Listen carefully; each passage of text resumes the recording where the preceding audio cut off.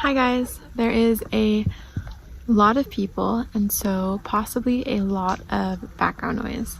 But before I got to this beautiful location, which is my kind of final destination, and also where I'm sleeping for the night, I decided to go into Quebec City. And that was a huge mistake. I'm going insane. As I was holding in all of my frustration because of this mistake I made, I realized that the biggest lesson while doing this kind of thing, van life, road tripping by yourself, solo trips, all that kind of stuff, is adaptability. So my original plan was to drive straight to here, which is not far from Kamouraska in Quebec. And on my way, I was passing by Quebec City, not through Quebec City, but by it. And I told myself, like, oh, I would stop there, charge my phone, maybe get a coffee, and, you know, just explore the city a little bit. I also had a plan to make some content in Quebec City, which is one of the biggest reasons why I wanted to stop there.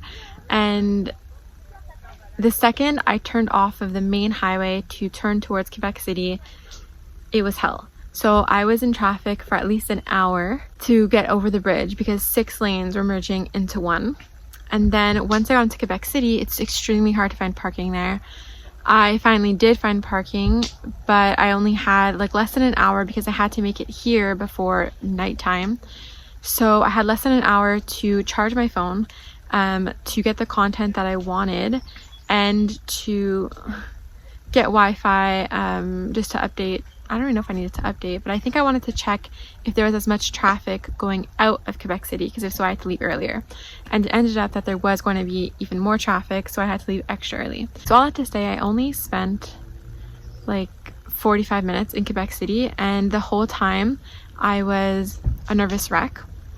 I dropped my wallet in the coffee shop and I was walking around like super like just stressed out and stuff, not feeling like myself. And I realized that there were a lot of homeless people, a lot of people doing drugs on the street, a lot of people drinking on the street. I didn't feel very safe there as I was walking, which is really weird because I've gone to Quebec City in the past and I never felt like that. So I was just like really surprised, I guess, by my experience in Quebec City this time. And then on my way out, I got stuck in traffic again for another hour. So all in all, this little detour cost me like 3 hours to my trip, and I was super disappointed. On top of that, I realized I didn't have the right charger as I was trying to plug my phone into my car so that I wouldn't like run out of battery. I didn't bring the right plug to go in here. Damn it. I didn't bring the right charger, so I wasn't gonna be able to have my phone charged. And it was just all in all very frustrating, stressful. And I realized that if anything, the biggest lesson this is going to teach me is to adapt to this situation, because it never really goes as planned, right? And through this lesson of adapting, I also kind of took down some mental notes about what to do and what not to do when on a road trip. So hear me out. Number 1, never stop in cities, because it's a waste of time and it drains my energy, and there's just so many people. And the whole point of leaving where I'm from to go on these road trips, to go explore, is to get away from all the people and away from the city. So I don't know why every time I go on a road trip, I think that it's a great idea to go back to another city. But we found that being in the city was exhausting, and just I guess from being in the mountains for like those few days, it really calmed our souls. And then coming to the city, it was just too much. So we decided to head back towards something calmer.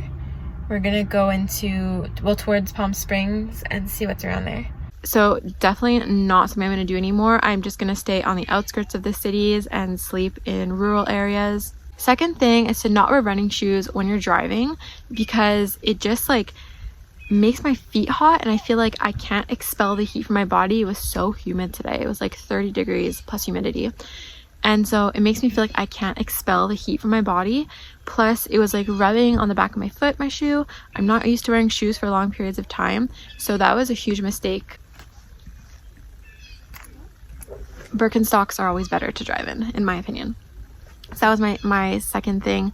Also, in the same kind of idea of comfort, not to wear underwear, because they just get really annoying after sitting in the car for like 7 or 8 hours. Also, maybe to think that, let's say your road trip is supposed to be like 4 hours, or your drive is supposed to be 4 hours, to just like add a couple of hours to that every time, because it usually takes longer. And yeah, just go into every trip with the mentality that you're going to have to adapt to the situation, because it's not going to go exactly as you planned, and that's okay.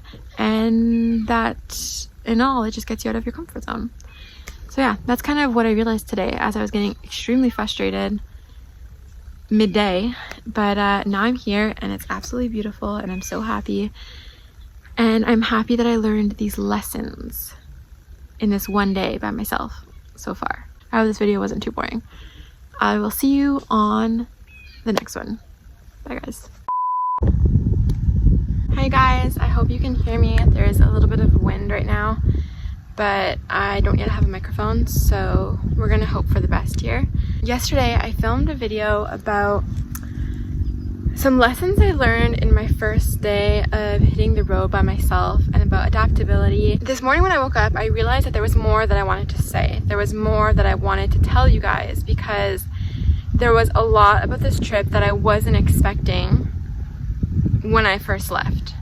So when I first left, I was thinking, or I expected, for the road to be a really long drive, which it was, but it wasn't terribly long. Like, it was something like that it was durable, you know, it was something that I actually enjoyed. And I was expecting to go almost like crazy because there was nobody to talk to. And I was thinking that I would be really lonely just in 1 or 2 days, and that it would just be different because I would have no one to talk to, I guess. And I don't know if there's any further explanation to that. But in reality, what I wasn't expecting is that I didn't feel like that at all. I was very content on my own. I don't really have any sadness within me. Like, I'm really at peace with myself. I'm really happy. I'm really content.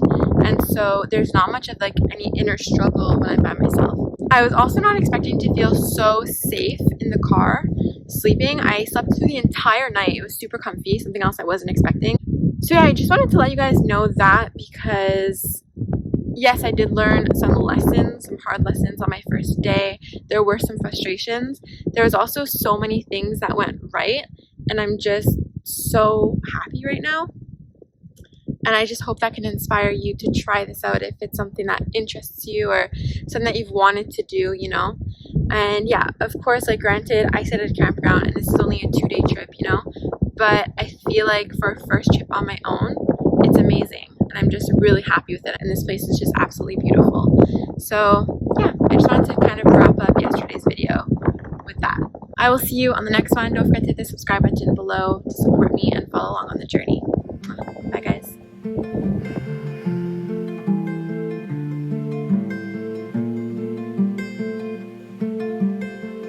Oh, I've been frozen in the snow, like a torch near me. You thought me in the